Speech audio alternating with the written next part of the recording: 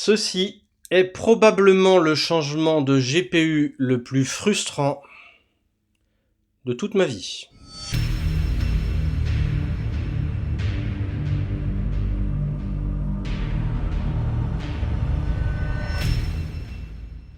Bonjour tout le monde. Changer de GPU, c'est quelque chose qui a pour moi, et sans doute pour vous peut-être, une saveur particulière. On le choisit, on l'achète, on l'installe, on en profite, c'est presque aussi kiffant, voire même parfois plus kiffant qu'un montage de PC complet. On trouve notre nouvelle carte tellement géniale qu'on se demande même comment un tel engin finira par être dépassé un jour. Et quand ça finit par arriver, on l'emmène aussi loin que notre tolérance à la frustration et notre budget ne nous le permettent. Et on recommence. On en choisit un nouveau, on l'achète, on l'installe, on regarde tout de suite combien de FPS on a gagné. Enfin, moi, je le vis vraiment comme un rituel rare et précieux, presque épicurien. Mais pas cette fois. Par idéologie du gars qui s'était promis de ne pas subventionner les politiques tarifaires du quasi-monopole de Nvidia, mais aussi parce que je suis sous Linux, et que ça, c'est en grande partie parce que je suis un utilisateur d'AMD. Je suis un plus qu'utilisateur très averti, autodidacte en tout ce qui a un usage pseudo-professionnel de son PC. Sur Radeon. Je dis pseudo car je ne gagne pas ma vie avec, c'est même pas mon but, c'est un choix que j'ai fait quand j'étais jeune. C'est rester mon loisir sur mon temps libre, mais pousser vraiment loin. Et là ouais, alors ce serait super facile de me dire, mais mec, personne ne fait de la production avec une Radeon. Et oui, je sais. C'est juste que pendant des années, j'ai voulu faire mon rebelle casse-couille jusqu'au bout. Et j'ai eu envie de vous en parler comme ça, en face cam, parce que, avec la meilleure des bonnes volontés, je pense que malheureusement, je suis arrivé au bout du bout. Il y a encore quelques années, faire de la production sur Radeon, ça impliquait de faire exactement les mêmes choses qu'avec une Nvidia, parfois à la même vitesse, souvent et même très souvent moins vite, voire beaucoup moins vite. Et honnêtement, c'est un truc qui m'allait. Parce que autant gagner ou perdre 50% de performance en gaming, c'est un vrai deal qui a un vrai impact sur votre expérience de gamer. Mais gagner ou perdre 50% de performance sur un rendu, tant que c'est pas votre gagne-pain, pour un profil comme le mien, ça n'a aucune importance. Le rendu Blender qui aurait pu prendre 5 minutes, s'il en prend 10, je veux dire, ça ne fera qu'augmenter ma consommation de café. C'est tout. Et ça marche pour tout, hein. Un rendu 3D, un montage vidéo avec des effets relous, on s'en fout. Même les encodeurs vidéo moins performants d'une Radeon, c'est pas grave. Je produis peu de vidéos, donc tripler le bitrate pour récupérer la même qualité, moi, ça me va. Mais voilà. L'IA. Alors, on va pas débattre de si c'est bien ou pas. Faut juste comprendre que, pour un type comme moi, qui voit ça arriver, le premier truc qu'il se demande, c'est comment ça marche et qu'est-ce que je peux faire avec. Et là, putain, ça a piqué, mais fort. Quand je m'y suis mis, c'était l'époque de Stable Diffusion, dans ses versions 1. quelque chose. Et j'étais sous Windows. Et là, la vache!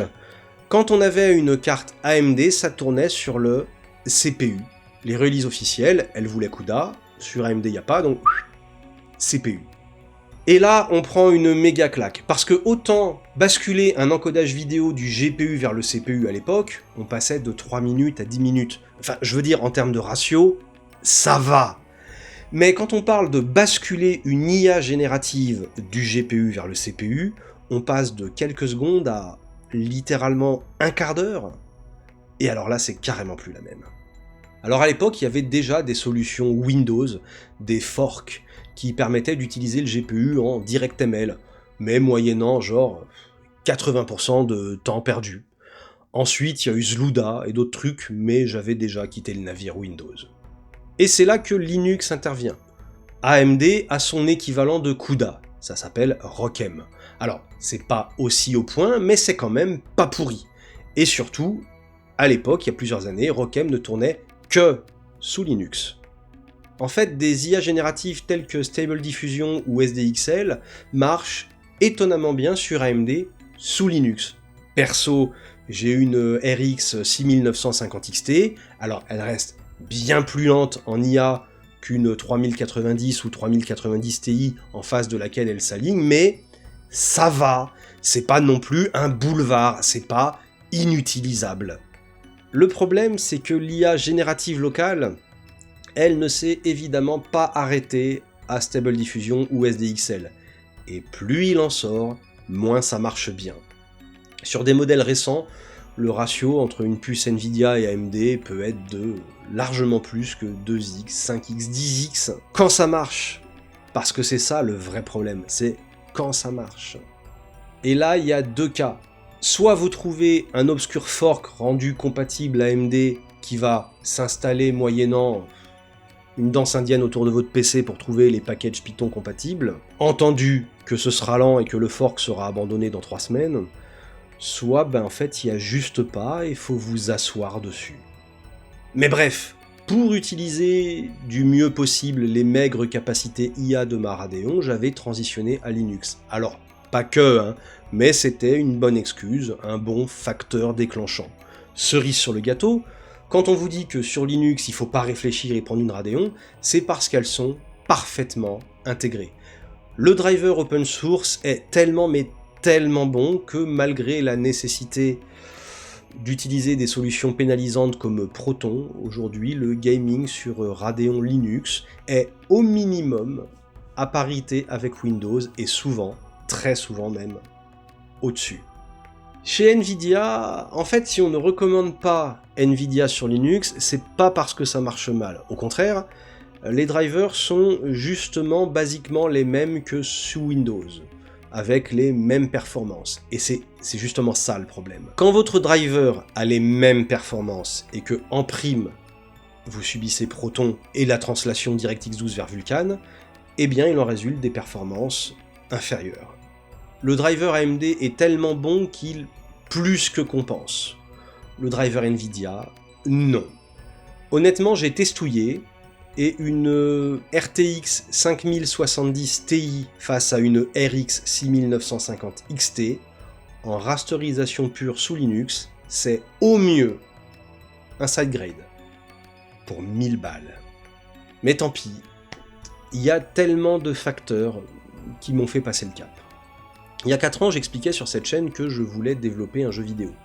Et c'est toujours dans un coin de ma tête. Et compte tenu de mon temps libre pour faire les choses moi-même, de mon budget pour louer les services d'autres créateurs et de mon incapacité neurologique à déléguer, l'IA générative, je ne vous cache pas que cette béquille m'intéresse. Je sais à peu près tout faire, mais j'ai pas le temps de tout faire. Et le pire, du comble du comble. Je viens de vous expliquer que l'utilisation de puces AMD m'a poussé vers Linux. En quittant Windows, j'ai perdu des logiciels, dont des options de montage vidéo. J'utilisais Sony Vegas. Sur Linux, Kdenlive est très bien, mais j'ai voulu me faire les dents sur DaVinci Resolve, dont j'ai acheté une licence. Et si Resolve fonctionne très bien sur AMD sous Windows, c'est d'ailleurs à mon sens l'un des meilleurs exemples de production pro AMD, sous Linux, c'est une catastrophe. Vous n'avez aucun encodeur hardware, et beaucoup d'effets accélérés GPU sont 2, 5, 10 fois plus lents sous Linux que sous Windows. Et oui, j'ai essayé tous les drivers, tous les OpenCL. Appliquer un effet à une piste peut parfois figer la machine plusieurs dizaines de secondes. Réellement. Et comme Resolve est le seul logiciel de montage sérieux sous Linux et qu'il ne fonctionne bien que sur Nvidia, me voilà chez Nvidia, sous Linux, sur lequel j'étais arrivé à cause d'AMD. Ce que je veux dire, je suis personne, et ce que je fais n'a aucune importance. Mais je suis un utilisateur exclusif de Radeon depuis toujours. Je suis hostile au quasi-monopole de Nvidia et d'une manière générale, plutôt très ferme dans mes convictions. Je suis sous Linux, j'ai un profil de power user acceptant à la fois les compromis et le bidouillage pour que ça marche. Enfin, j'étais un client non gamer très facile à garder. Et pourtant, j'ai craqué. Et même si, moi, individuellement, je ne suis personne, qu'un profil comme le mien lâche l'affaire, ouais, je pense que c'est un problème. Dernier point, totalement subjectif, c'est juste moi le problème. Et honnêtement, c'est un problème de riche. D'ailleurs, toute cette vidéo ne parle que d'un problème de riche. Mais j'ai trouvé que le sujet méritait quand même d'être abordé. Ce que j'apprécie chez AMD, c'est d'avoir des partenaires tels que Sapphire, XFX ou PowerColor, qui font littéralement des monstres, pour ne pas dire des bijoux, pour parler de l'objet. Alors, j'ai honte, car c'est pas supposé être le comportement d'un gars de ma génération, mais je vous avoue que la Sapphire RX 6950 XT Nitro Plus, c'est probablement la carte sur laquelle j'ai le plus posé mes yeux en fonctionnement. Et j'ai pas retrouvé ça chez Nvidia. Donc bah j'ai pris la moins chère. Et je sais que je suis en train de vous stresser là. Par contre, si comme moi vous êtes un résistant de la production sur carte AMD, si tant est que ça existe, peut-être le seul, faut quand même que vous sachiez un truc. Putain, mais ça marche tellement mieux. Le mec qui découvre que se laver à l'eau tiède, c'est plus sympa que se laver à l'eau froide. Et je vous dis à très bientôt, dans le bureau des machines.